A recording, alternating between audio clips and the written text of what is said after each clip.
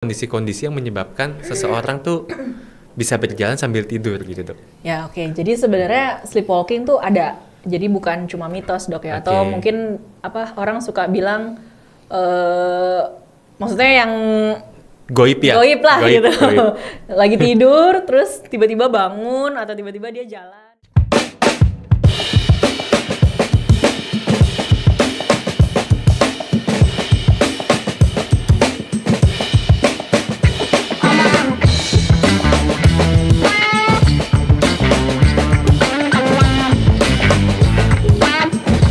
Halo semuanya, balik lagi di channel YouTube Dr. Saraf Anda dengan saya Dr. Andika, spesialis neurologi, dan dengan teman saya Dr. Devina, spesialis neurologi. Oke, jadi pada video kali ini, Dok, kita mungkin akan bahas mengenai sleepwalking atau berjalan sambil tidur. Ya, jadi sebetulnya ya? ada nggak sih kondisi sleepwalking atau jangan-jangan cuma mitos gitu, Dok?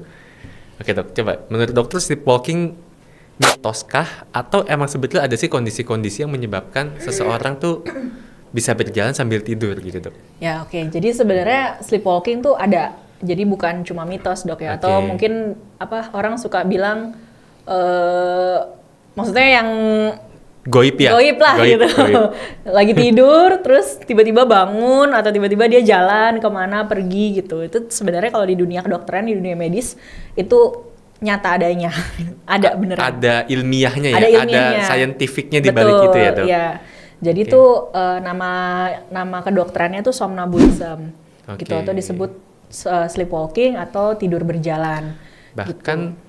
Pasien-pasien somnambulism ini nggak cuma berjalan ya, dia bisa melakukan suatu aktivitas. Betul. Ya. Bisa ke WC, bisa ke dapur gitu ya. Bisa masak, terus bahkan ada yang bisa nyetir mobil atau nyetir motor gitu, dia pergi gitu. Itu ada yang bisa begitu, walaupun memang yang banyaknya tuh dia cuma ngiter-ngiter di rumah gitu, jalan keliling-keliling di rumah, atau misalnya sesimpel dia bangun buka mata jadi kebuka gitu, bukan kayak orang tidur, makanya orang suka bingung kan.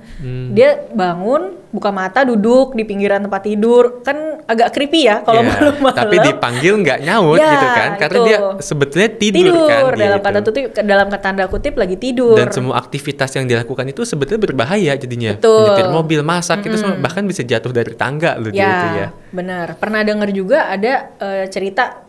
Dulu sih pernah lihat ada di mana gitu, dia lupa. Jadi dia tidur terus ternyata sleepwalking, naik ke atas toren air. Iya. Ya, itu ada tuh yang kayak gitu. Dan sebenarnya memang bisa siapa aja kena kayak gini. Dari anak kecil sampai yang orang dewasa gitu. Anak kecil tapi intinya yang udah pernah kalau yang dewasa biasanya mostly ada background psikologinya juga. Jadi memang mungkin lagi ada depresi atau ada dia anxiety gitu. Nah, itu lebih cenderung kena, maksudnya bisa terjadi somnambulism ini gitu. Terus kalau misalnya dia lagi sleepwalking gitu tuh sebenarnya dia nggak mimpi gitu. Jadi kayak kalaupun dibangunin, tapi biasanya sih susah untuk dibangunin nih kalau yang lagi sleepwalking. Tapi kalau misalnya dia udah habis jalan terus dia balik lagi, tapi bisa diajak balik, Dok. Bisa diarahin ya? Jadi diarahin gitu ya. Kalau misalnya dia ngiter-ngiter rumah gitu, arahin aja balik ke tempat tidur. Nanti kalau dia udah selesai sleepwalkingnya, dia tidur lagi. Terus besoknya ditanya, dia nggak sadar lupa, tuh, nggak inget, nggak tahu tuh dia kalau dia ada jalan-jalan pergi-pergi gitu. Perempuan sama laki-laki sama, jadi nggak ada bedanya, nggak ada misalnya kayak cuma cowok doang atau cuma cewek doang, nggak, ini semua sama. Terus biasanya kalau anak-anak itu usia 4-8 tahun gitu yang sering kena si sleepwalking ini gitu. Biasanya, Dok, ada faktor-faktor resiko apa aja nih, Dok, yang bisa bikin orang ini jadi kena sleepwalking? Tadi kan satu biasanya kan ada background psikologis ya, Dok, ya. Yang lain ada nggak, Dok? Ada. Jadi mostly yang kayak misalnya pas lagi tidur tuh mau pipis, kandung kemihnya tuh penuh. Nah, itu tuh dia bisa mencetuskan sleepwalking. Ini terutama pada anak-anak. Soalnya biasanya itu kalau anak-anak itu dia biasa jalan tuh ke kamar orang tua. Gitu, nyari kamar orang tuanya. Terus biasa di tengah jalan itu dia pipis. Ngompol. Nah, itu biasa pada anak-anak tuh. Terus kalau misalnya lingkungan berisik, Terus juga kalau ada lagi nyeri badan atau lagi stres atau lagi demam, nah itu biasa tuh mencetuskan si sleepwalking ini.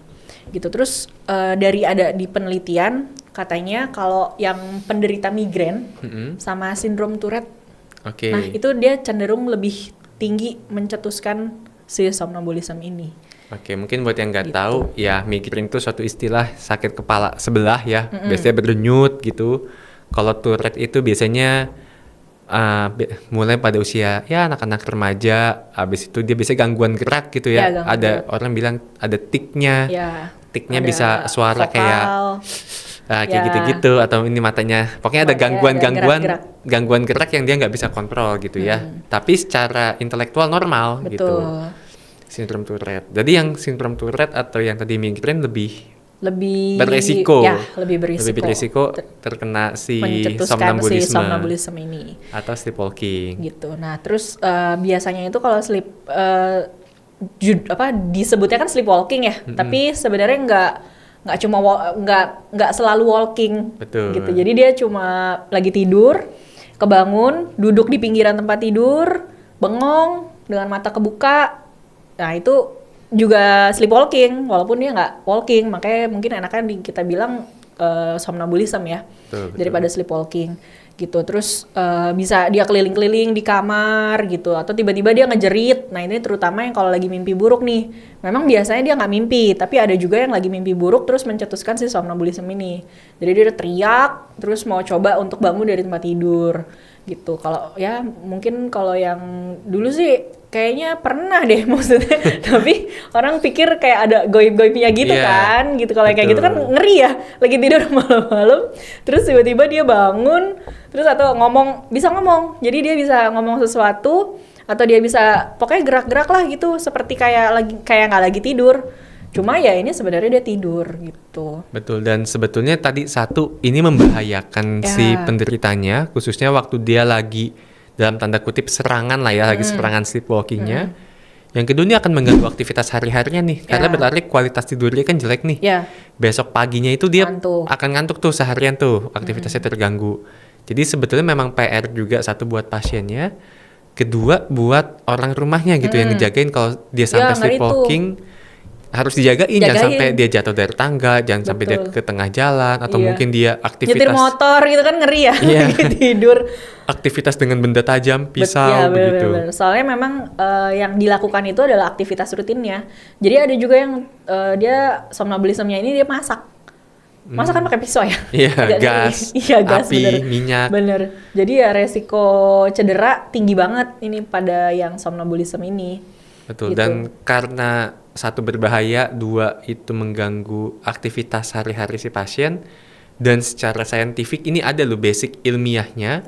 Yang begini harusnya dibawa ke dokter nih. Jadi buat teman-teman yang nonton ini, dan kalau misalnya ada yang kenalannya mengalami keluhan-keluhan yang tadi dokter Livina sebutkan, jangan dibawa ke dukun bener, gitu. Karena ini kan suka dianggap goib, dan ya mohon maaf sama dukun memang pasti dianggap goib gitu kan, dikasih yang ujung-ujungnya takutnya malah nggak sembuh gitu, karena ya yang seperti udah dibongkar sama pesulap merah kan. Jadi dukun-dukun itu kan goib-goib itu udah dibongkarin tuh penipuannya. Jadi ya karena ini memang berbahaya, ya sebaiknya dibawa ke dokter gitu, karena memang bisa diatasi dok ya. Bisa. Penanganannya biasanya gimana dok kalau sleepwalking dok, mungkin buat teman-teman yang nonton? Jadi ya sebenarnya kalau masih yang belum berkelanjutan gitu, belum yang sampai sering banget atau sampai membahayakan, itu sebenarnya cara-caranya contohnya nih, jadi mesti diatur jam tidurnya. Gitu, karena biasanya itu si somnambulisme ini tuh terjadi biasanya tuh 1-2 jam setelah tidur.